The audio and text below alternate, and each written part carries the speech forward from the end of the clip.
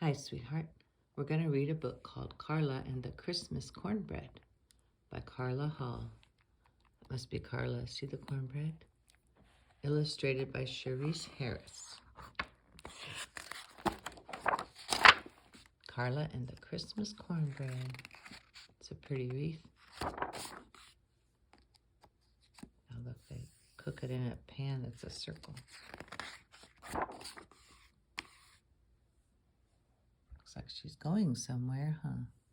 It's Christmas Eve, one of my favorite days of the year. That's when Mama, my sister Kim, and I go to Granny's house to celebrate the best holiday ever, Christmas.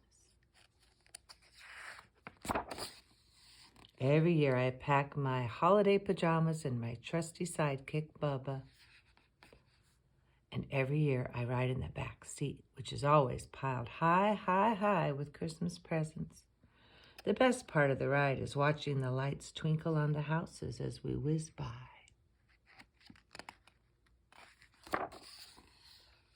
When I see the sign that says it's 20 miles to Lebanon, I know we're almost to Granny's house. Granny makes the best cornbread in the whole wide world. Cornbread is my favorite. Kim fiddles with the radio and finds a station playing the Jackson 5. Santa Claus is coming to town. We all sing along. Almost there.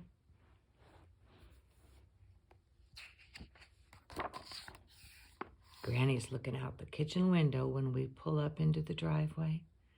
Granny, is the cornbread ready yet? I shout.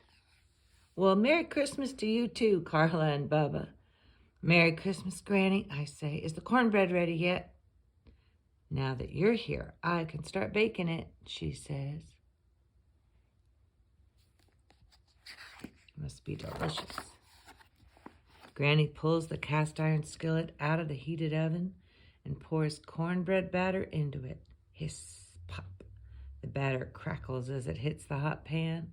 Little bubbles dance around the edges. Granny uses her big oven mitt to put the skillet back in the oven. 20 more minutes until the cornbread is done. I can't wait.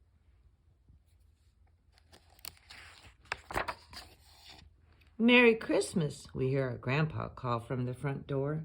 Where are my girls? Grandpa's a doctor, and everyone calls him Doc, even us. He scoops up Kim and me and gives us a bear hug.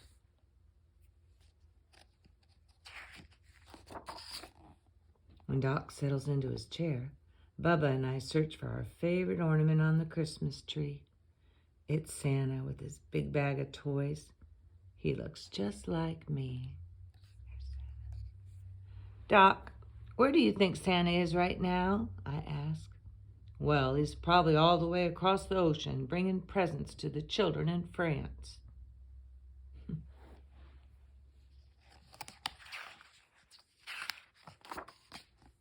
Doc pulls a big book off the shelf. He shows me a picture of the Eiffel Tower in Paris. When I was young, way before your mama was born, I went to France, he says. I ate snails cooked in butter. Ugh, I think that snails that leave slimy trails on the lettuce leaves in Granny's garden every spring. Yuck. I don't think I'd like to eat snails, I say. They have lots of other things to eat in France, Doc says, laughing. You should try everything because you never know what you might like. She's saying, ugh, she doesn't want to eat snails. Oh, there's the cornbread. Just then, Granny calls us to dinner. We settled around the table to eat thin fried pork chops smothered in gravy, green beans, and my favorite, Granny's cornbread. Tomorrow, when all the aunts, uncles, and cousins come over, the table will be groaning with pans of macaroni and cheese, glazed ham, deviled eggs, creamed spinach, collard greens, sweet potato pie, baked apples, and popcorn balls.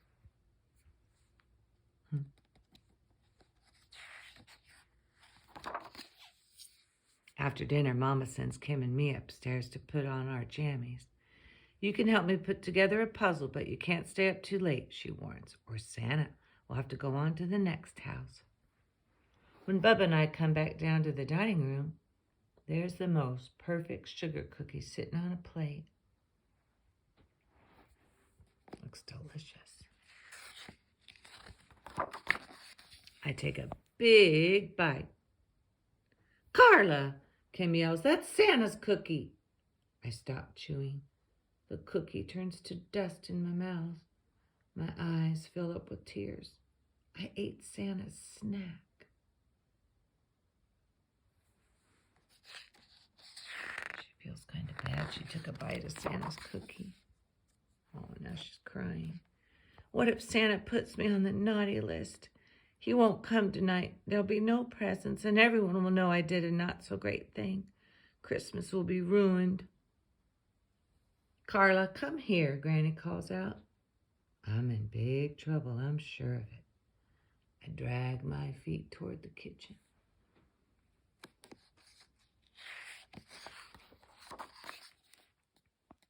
But when I get there, Granny's smiling.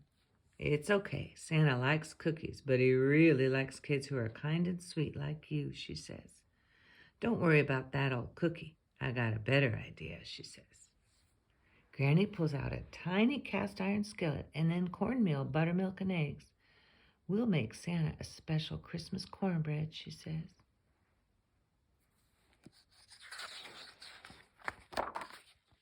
Granny oils the pan and puts it in the oven. She shows me how to mix together the cornmeal, baking powder, and salt. Then whisk in the eggs and buttermilk. Pour the batter into the hot skillet. Finally, Granny puts the pan back in the oven. While the cornbread bakes, Granny puts soft butter, sugar, cinnamon, and a touch of almond extract in a bowl and gives me a spoon to mix it up. Cinnamon butter. It's going to go on top. Oh, that looks good for Santa. Look. Cornbread and milk and the cinnamon butter. When the tiny cornbread is ready, Granny cuts it into wedges and puts the pan on a tray with the cinnamon butter and a glass of cold buttermilk. Bubba and I put the tray next to the tree. Looks good, says Doc. Santa gets tired of all those cookies, I bet. Still, when Kim and I settle into bed, I feel sad about eating Santa's cookie. I hope he loves cornbread as much as I do. She feels sad. She's going to sleep with curlers in her hair. I close my eyes and quick as a wink. It's time to wake up. It's Christmas morning. Kim, wake up, I cry. Bubba and I peek downstairs. I'm happy to see there are presents. And all the cornbread is gone except one little wedge. And there's a note. Dear Carla, thank you for the cornbread. It was very good. I saved a piece just for you. Merry Christmas, Santa.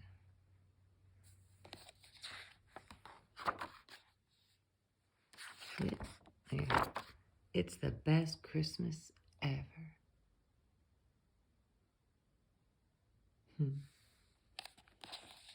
I think that's the end. Yep. Oh, and there's a recipe. You can get this book at the library, and that's what I did. Check it out at the library. Okay, sweetheart, see you next time.